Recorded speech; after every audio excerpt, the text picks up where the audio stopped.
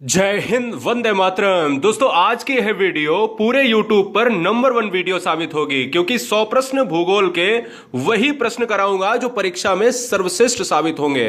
संपूर्ण वीडियो में संपूर्ण भूगोल को खत्म किया गया है। जीरो से लेकर शिखर तक के सारे ज्योग्राफी के क्वेश्चंस आपके दिमाग में मात्र 20 मिनट के अंदर हम फीड करेंगे। आइए, पहला प्रश्न देखिएगा। कौन सी अक्षांश रेखा भारत के मध्य से होकर गुजरती है? जब आप अक्षांश की बात करते हो तो इसे कहा जाता है लैटिट्यूड लाइन।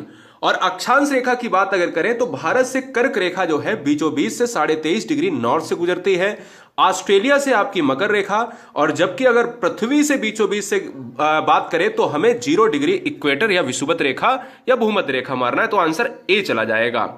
अगर बात हुई है कर्क रेखा की, तो आप जानिएगा कि कर्क रेखा भारत के अगर बीचों बीच से गुजरती है तो कर्क रेखा भारत के कितने राज्यों से होकर गुजरती है? तो आपको बता दें यहां पर अधिक जानकारी के लिए कि कर्क रेखा भारत के 8 राज्यों को कवर करती है। इस क्वेश्चन का जो आंसर है वो ऑप्शन नंबर किसके साथ? डी के साथ हो जाएगा। मित्र पर गमछा झार इसकी बड़ा अच्छी ट्रिक है। मिजोरम से लेकर त्रिपुरा और त्रिपुरा से लेकर राजस्थान, गुजरात से लेकर ये फैली हुई है।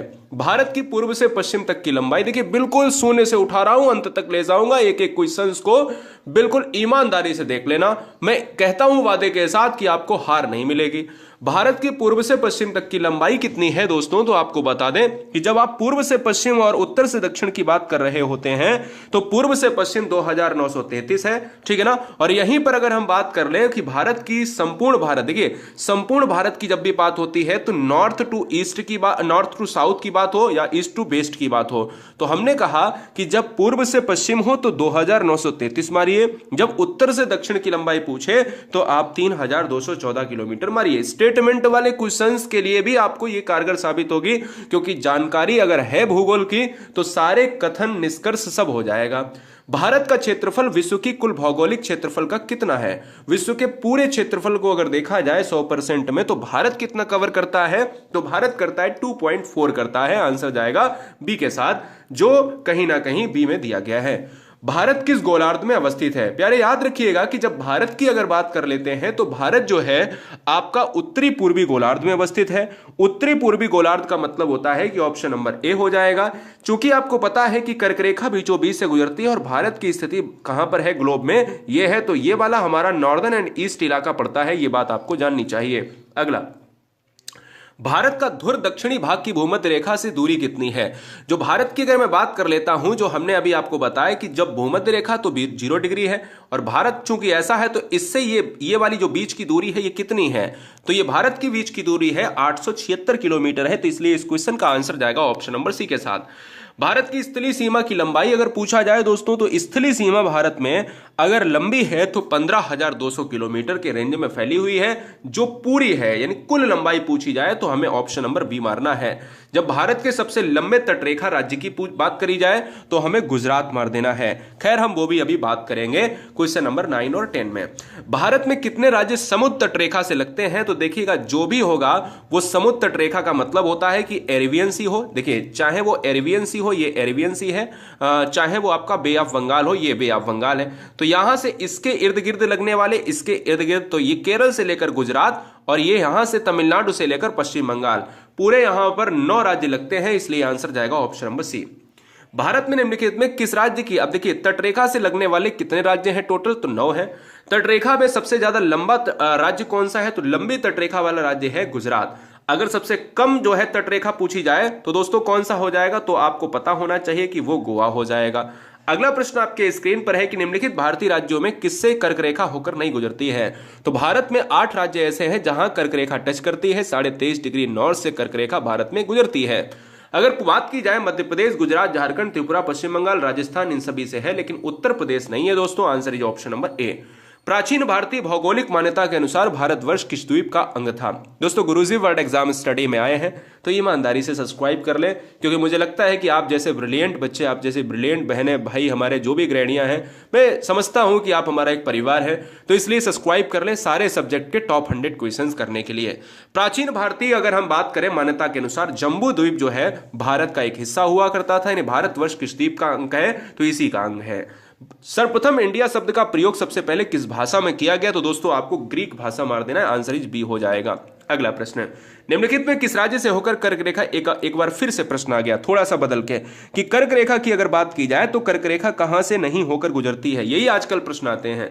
पश्चिम बंगाल है, राजस्थान है, गुजरात है, उड़ीसा नहीं है दोस्तों, इसलिए विकल्प हमारा ए चला जाएगा। अगला, द्वीपों सहित भारत की अगर तटरेखा की लंबाई पूछा जाए कि द्वीप सहित जो है भारत की तटरेखा की बात अगर करी जाए तो कितनी है, तो आपको पता होनी चाहिए दोस्तों, जल्दी से कमेंट कीजिए। हाँ जी, बहुत बढ़िया।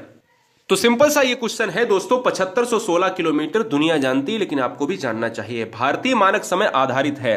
देखिए, भारत का मानक अगर समय देखा जाए दोस्तों, तो आप क्या मारते हो? तो आप कहते हो 82.5 डिग्री पूर्वी देशांतर होता है। याद रखिए, 82.5 डिग्री पूर्वी देशांतर जो इलाहाबाद के नैनी या इलाहाबाद का मिर्जापुर जो क्षेत्र है वो भी आपको देखने को मिल सकता है। तो आंसर जो ऑप्शन आएगा किसके साथ? सी के साथ। भारत का वह राज्य जिससे कर्क रेखा गुजरती है। अब क्वेश्चन को थोड़ा सा बदल दिया गया है। देखिए, अभी तक के नहीं की बात करी गई थी, अब ये कहता है 17 नंबर में कौन सा ऐसा है जहां पर गुजरती है। देखो, मित्र पर गमछा झार है ना, मित्र यानी मिजोरम, त्रिपुरा से लेकर लास्ट तक झार यानी झारखंड तक है ना। तो हम कह सकते हैं बिहार है सर, नहीं है, हिमाचल है, नहीं है, जम्मू है, झार झारखंड अभी बताया दोस्तों, आंसर जाएगा डी के साथ। भारत का दक्षिणतम बिंदु क्या है? देखिए, जब आप दक्षिणतम बिंदु की बात करते हो तो हम कहते हैं पूर्वी बिंदु किबुथु अरुणाचल प्रदेश, पश्चिमी बिंदु गौरा मोता गुजरात में है, उत्तरी बिंदु इंदिरा कॉल है, और यह है अंडमान निकोबार में इंदिरा पॉइंट है, जिसको कहा जाता है पार्सन पॉइंट भी कहा जाता है।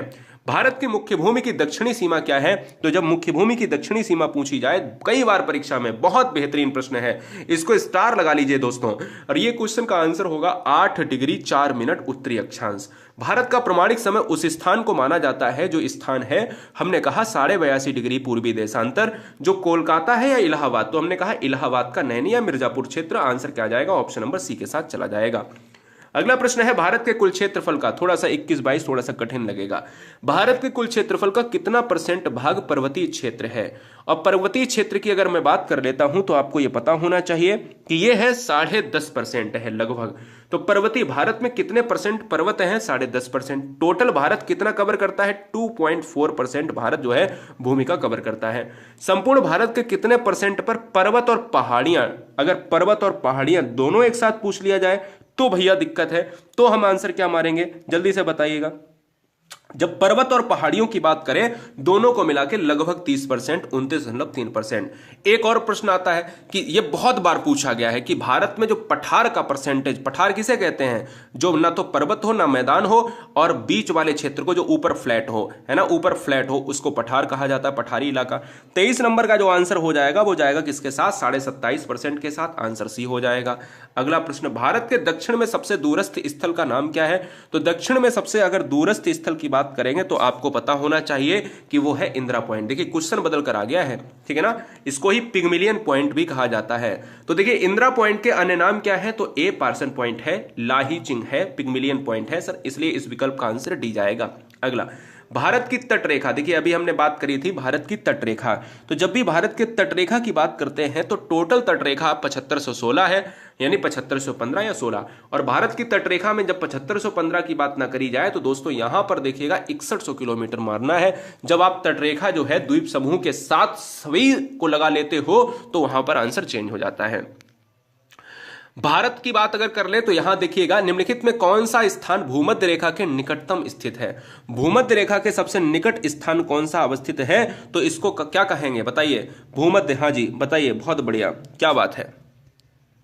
तो सिंपल सी बात, अगर आप देखो कि 0 डिग्री है तो भारत का पॉइंट क्या है? भारत का पॉइंट 0 डिग्री है, और भारत देखिए दोस्तों यहां पर है उत्तरी पूर्वी गोलार्ध में, और ये वाला अब यहां अंडमान निकोबार पड़ता है, इंदिरा पॉइंट यहीं पर है। तो पास में, सबसे पास में क्या पड़ेगा सर? यही वाला पार्ट तो पड़ेगा।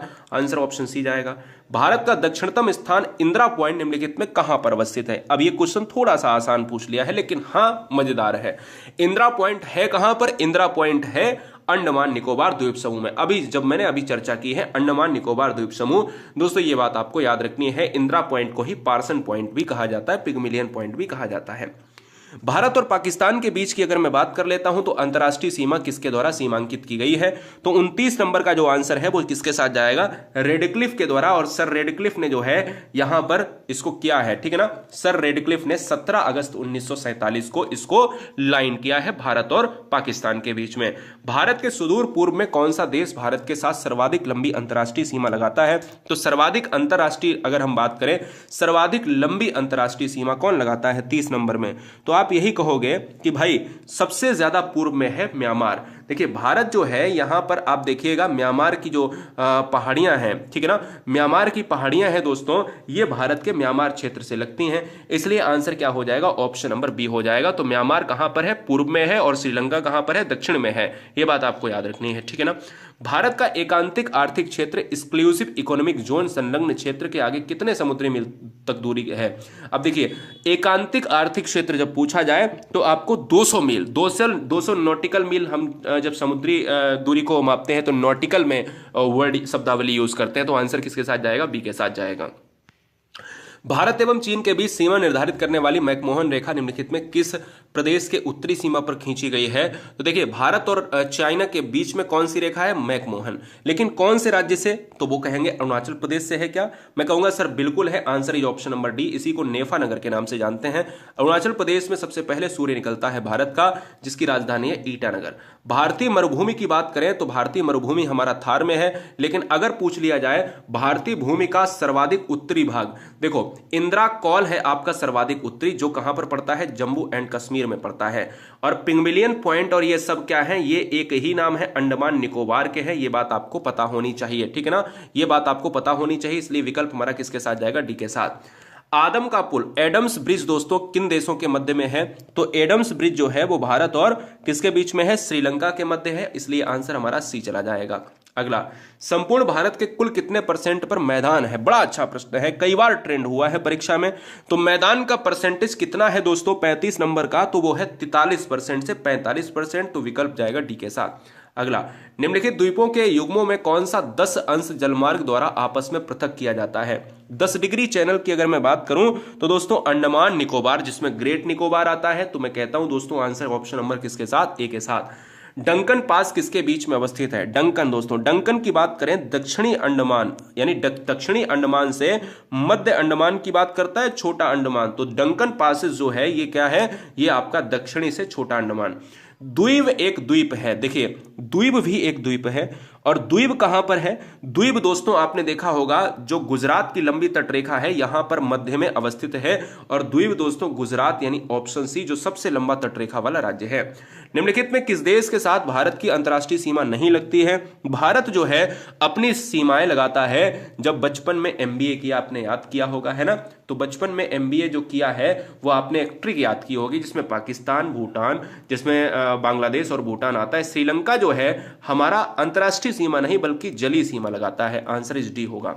अगला, भारत की प्रादेशिक, अब देखिए हमने वहां पर आपको आर्थिक क्षेत्र की बात करी, प्रादेशिक जल सीमा कितने मील तक लगती है, तो प्रादेशिक जल सीमा कई बार पूछा, प्रादेशिक है ना, तो यहां पर आपको याद रखना है 12 मील तक। अगला, भारत का संलग्न क्षेत्र बहुत इंपॉर्टेंट है, 3 चीजें तो याद ही रखना कभी कभी, है ना, एग्जाम में पूछी जाती हैं, तो ये आपको 24 मील है ना, दूना कर दीजिएगा। अगला, निम्नलिखित में कौन सा देश भारतीय उपमहाद्वीप के अंतर्गत शामिल नहीं किया गया है, उपमहाद्वीप के अंतर्गत शामिल पाकिस्तान, नेपाल, बांग्लादेश को किया गया है, लेकिन श्रीलंका को नहीं किया गया है।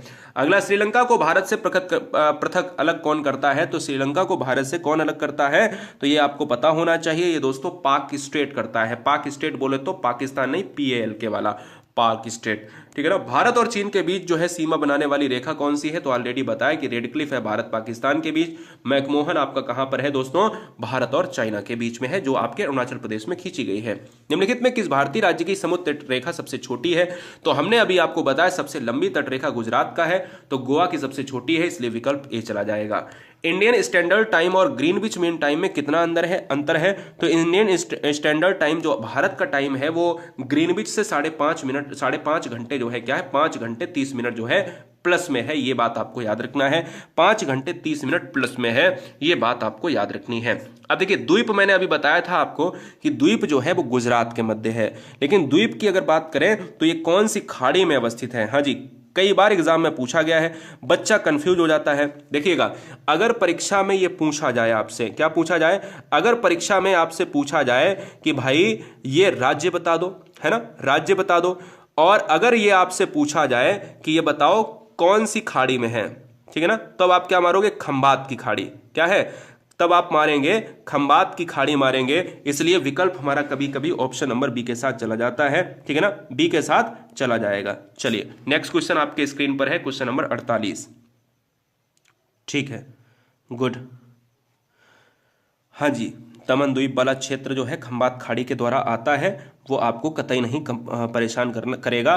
दमन द्वीप वाला ही क्षेत्र है जिसको द्वीप कहा जाता है, ठीक है ना। गुजरात का जो दमन द्वीप पार्ट है, जूनागढ़ जिले से आता है, रिलेट करता है। क्लियर है। चलिए, निम्नलिखित में कौन सा द्वीप भारत और श्रीलंका के मध्य अवस्थित है? तो भारत और श्रीलंका के मध्य कौन सा है? तो आप कहते हो सर न्यूमर द्वीप है क्या? सर बिल्कुल हम कहते हैं कि न्यूमर द्वीप नहीं हो सकता। क्या लक्षद्वीप नहीं हो सकता? गंगा सागर द्वीप हो सकता है, रामेश्वरम। तो देखिए कौन सा द्वीप श्रीलंका के मध्य, तो हम कहें रामेश्वरम हो सकता है, जिसको हमने बीच में पार्ट में दिखाया था, लंका वाले पार्ट को दिखाया था। लक्षद्वीप समूह में द्वीपों की संख्या, आप देखिए लक्षद्वीप किधर है? लक्षद्वीप आप कहते हो अरब सागर में है। इसी तरीके से अंडमान निकोबार कहां पर है? बे ऑफ बंगाल में है। तो अंडमान निकोबार बे ऑफ बंगाल में है और अरब सागर में लक्षद्वीप है। लक्षद्वीप को कहा जाता है प्रवाल भित्ति वाला समूह, कोरल द्वीप्स वाला। तो यहां पर अगर मैं बात कर लेता हूं तो ये है दोस्तों 36 है। अगला प्रश्न है, थार मरुभूमि कहाँ है? थार पाकिस्तान और भारत का एक ऐसा मरुस्थल है जो 2 देशों में फैला हुआ है। थार मरुस्थल जो है आपका कहां पर है? राजस्थान क्षेत्र में है। इसलिए विकल्प हमारा किसके साथ जाएगा? बी के साथ चला जाएगा, जैसलमेर इलाके से। सबसे छोटी स्थलीय सीमा भारत के किस देश के साथ है? तो सबसे छोटी जो है भैया देखिएगा, सबसे बड़ी तो आपका यहां पर कमेंट में बताइए। सबसे बड़ी तो हम कहेंगे सबसे बड़ी जो है आपका 4096 वाला जो बांग्लादेश है, सबसे छोटी स्थलीय सीमा है भूटान के साथ है, ठीक है ना। चलिए, हाँ ऑप्शन के हिसाब से अगर देखा जाए तो यहां पर आपको क्या करना है, जवाब दीजिएगा। हाँ जी, ऑप्शन के हिसाब से अगर भारत का कौन सा भू आकृति विभाग प्राचीनतम है, अगर आपसे पूछा जाए कौन सा भू आकृतिक विभाग जो है प्राचीनतम है, तो प्रायद्वीपीय पठार ऑप्शन नंबर जाएगा सी के साथ। अगला क्वेश्चन है 53 नंबर। अगला क्वेश्चन है 53 नंबर, आपको जवाब देना है। जल्दी यहां पर जवाब दीजिएगा कि 53 नंबर में आंसर क्या होगा। बहुत बढ़िया, क्या बात है, गुड, ठीक है। हाँ जी, गारो खासी जयंतिया जो है पहाड़ियां संरचना, जो पहाड़ी है संरचना है, वो उत्पत्ति की दृष्टि से निम्नलिखित में किसका भाग है? जल्दी से बताएंगे। तो आप जानते हो कि आप पूर्वोत्तर क्षेत्र में जाते हो तो आप मेघालय क्षेत्र देखते हो। मेघालय मासनिराम क्षेत्र है, वो पूर्वोत्तर क्षेत्र की पहाड़ियों, यानी आंसर बी जाएगा। वर्तमान में भारत के किस स्थान को सफेद पानी के नाम से जाना जाता है? सफेद पानी के नाम से किसे जाना जाता है? तो आपको बता दें कि सफेद पानी जो है सियाचिन के क्षेत्र को कहते हैं, आंसर डी होगा। अगला है, निम्नलिखित में कौन सा तट जो है पश्चिमी तट का भाग नहीं है? कौन सा तट जो है पश्चिमी तट का भाग नहीं है? तो आप देखिए पश्चिमी तट का भाग नहीं है काठियावाड़ तट, कोंकण तट, मालाबार तट या फिर कोरोमंडल तट। अब पश्चिमी तट की बात करेंगे तो ये तो सारे हैं, लेकिन कोरोमंडल आता है पूर्वी क्षेत्र में आता है, इसलिए विकल्प डी जाएगा। अगला प्रश्न, भारत का पूर्वी समुद्री तट किस नाम से जाना जाता है? पूर्वी समुद्री तट जो है ये जाना जाता है आपका कोरोमंडल से। मैंने अभी आपको बताया कि जो आपका कोरोमंडल है ये भारत का पूर्वी क्षेत्र है ना। लेकिन अगर यहां पर पूछ लिया जाए पूर्वी समुद्री तट किसके नाम से, तो हम कहेंगे क्या? हम कहेंगे कोरोमंडल। तो यही तो है। और मालाबार क्या है? पश्चिमी तट है। आइए ये भी जान लेंगे। कोंकण तट कहां से कहां तक है? कोंकण तट जो है गोवा से दमनद्वीप तक है, यानी गोवा से दमनद्वीप या गोवा से द्वीप, तो गोवा से दमन, यानी आंसर इज सी हो जाएगा। लक्षद्वीप समूह के द्वीपों की उत्पत्ति किस प्रकार हुई? तो हमने अभी बताया था कोरल रीफ्स यानी प्रवाल भित्तियों के द्वारा। प्रवाल उत्पत्ति जो कोरल रीफ्स है, बड़ी बड़ी मूंगे की चट्टानें होती हैं, इसको क्या कहते हैं? इसको मूंगा कहा जाता है। मूंगे की चट्टानों को ही प्रवाल भित्ति कहा जाता है। भारतीय क्षेत्र में स्थित 2 ज्वालामुखी आप बताइए। भारत के क्षेत्र में स्थित बैरन और नारकोंडम है। बैरन ज्वालामुखी, नारकोंडम ज्वालामुखी क्रमशः सक्रिय और सुसुप्त ज्वालामुखी हैं। न्यूमर द्वीप कहां पर है दोस्तों? तो न्यूमर द्वीप की अगर मैं बात करूंगा तो ये आपकी बे ऑफ बंगाल में है। आंसर जो ऑप्शन नंबर किसके साथ जाएगा? सी के साथ। अगला प्रश्न है, हैदराबाद का जुड़वा नगर कौन सा है? तो हैदराबाद और सिकंदराबाद आपस में जुड़वा नगर माने जाते हैं। अगला है दोस्तों, कोच्चि का जुड़वा नगर कौन सा है? तो कोच्चि को कहा जाता है एर्नाकुलम का जुड़वा नगर कहा जाता है, इसलिए विकल्प ए जाएगा। जम्मू कश्मीर राज्य का वह हिस्सा जिस पर चीन का अधिकार है क्या कहलाता है? तो जम्मू कश्मीर का वह हिस्सा जिसको अक्षाई चीन कहा जाता है, क्या कहा जाता है? अक्षाई चीन कहा जाता है ये, और पाकिस्तान वाला पाक अधिकृत चीन कहा जाता है। ठीक है ना। भारत का एकमात्र शीत मरुस्थल कौन सा है? तो भारत में शीत मरुस्थल की अगर मैं बात करूं तो वो लेह और लद्दाख वाला क्षेत्र है, जहां पर दोस्तों चांगपा जनजाति का निवास है, जो चांगपा जनजाति पश्मीना शॉल को बनाती है। निम्नलिखित में कौन सा एक द्वीप है? अगर आप द्वीप की बात करेंगे दोस्तों तो आपको यह पता होना चाहिए, जब द्वीप देखें तो दमन और द्वीप, यानी द्वीप में जो कच्छ की खाड़ी में है, जो गुजरात में है, जो जूनागढ़ जिले से संबंधित है, आंसर इज बी हो जाएगा। स्वतंत्रता से पूर्व कौन सा भारतीय क्षेत्र काला पानी के नाम से जाना जाता था? काला पानी की सजा आपको वीर सावरकर को मिली है। अभिनव भारत की जो है स्थापना वीर सावरकर ने करी है। अंडमान द्वीप समूह को जाना जाता। अगला प्रश्न आपके स्क्रीन पर है, लक्षद्वीप समूह स्थित है। लक्षद्वीप समूह कहां पर स्थित है? हमने आपको बताया अंडमान निकोबार कहां पर है? बे ऑफ बंगाल में। लक्षद्वीप कहां पर है? अरब सागर में है। तो यह बात आपको याद रखनी है, अरब सागर में है। अगला प्रश्न है, भारतीय उपमहाद्वीप मूलतः एक विशाल भूखंड भाग था जिसे कहा जाता है। तो भारत एक किसका हिस्सा? गोंडवाना लैंड का है। दो हिस्से बटे थे ना, गोंडवाना में और अंगारा लैंड में। तो गोंडवाना लैंड, अंगारा लैंड में यहां पर भारत जो है गोंडवाना का हिस्सा रहा। निम्नलिखित नगरों में भारतीय राज्य कर्क रेखा के उत्तर, कौन सा भारत का राज्य है कर्क रेखा के उत्तर में है? तो देखिएगा, कर्क रेखा के उत्तर में कौन सा राज्य होगा? त्रिपुरा नहीं सर, दक्षिण में है। झारखंड दक्षिण में है। मिजोरम दक्षिण में है। तो हम कहेंगे मणिपुर दोस्तों, जो आपका मणिपुर वाला पार्ट है पूर्वोत्तर राज्य है। निम्नलिखित में कौन सा नगर कर्क रेखा से निकटतम दूरी पर अवस्थित है? निकटतम दूरी पर अवस्थित अगर पूछा जाए तो आपको अगरतला मार देना है, क्योंकि गांधीनगर, जबलपुर, उज्जैन ये अब देखिए, ये पिछली बार लास्ट ईयर क्वेश्चन आया था, और लास्ट ईयर में उसके 5 साल पहले भी ये क्वेश्चन आया। परीक्षा में क्वेश्चन किसी भी तरीके से पूछ सकता है। किस भारतीय राज्य की सीमा सर्वाधिक राज्यों की सीमा से स्पर्श करती है? तो हम कहेंगे 8+1 दोस्तों, वो आपका उत्तर प्रदेश, दिल्ली समेत राज्यों को यहां पर मिला लिया जाए तो 8+1 बराबर 9 दोस्तों उत्तर प्रदेश से संबंधित है। अगला, निम्नलिखित में कौन सा एक केंद्र शासित प्रदेश नहीं है? त्रिपुरा, दमन द्वीप, लक्षद्वीप, पुडुचेरी। तो त्रिपुरा जो है एक पार्ट है जो भारत का पूर्ण राज्य है, जिसको केंद्र शासित यूनियन टेरिटरी में नहीं रखा गया है। न्यूमर द्वीप दोस्तों, अभी मैंने बताया आपको कि न्यूमर द्वीप जो है बे ऑफ बंगाल में है, जो बांग्लादेश और भारत के क्षेत्र में अवस्थित है। वहीं रामेश्वरम भारत और श्रीलंका के मध्य अवस्थित है। Answer B. भारत की सबसे लंबी अंतर्राष्ट्रीय सीमा किस देश के साथ है? तो भारत में 4096 किलोमीटर की बात अगर करें तो बांग्लादेश के साथ, और यहां पर आंसर डी जाएगा।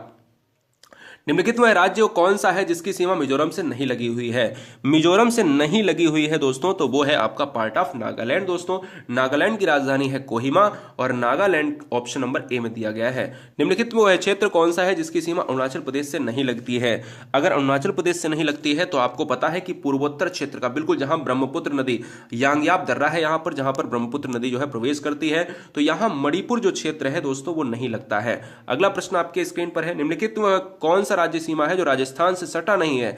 राजस्थान से कौन सटा नहीं है? तो आप राजस्थान की बात करोगे, उत्तर प्रदेश है सर, हरियाणा भी है सर, क्या महाराष्ट्र है? नहीं सर, महाराष्ट्र नहीं है, गुजरात भी है। आंसर इज क्या हो जाएगा? ऑप्शन नंबर बी हो जाएगा। अगला प्रश्न है, संघ शासित प्रदेश दादरा और नगर हवेली भारत में निम्नलिखित में किन राज्यों के बीच में अवस्थित है?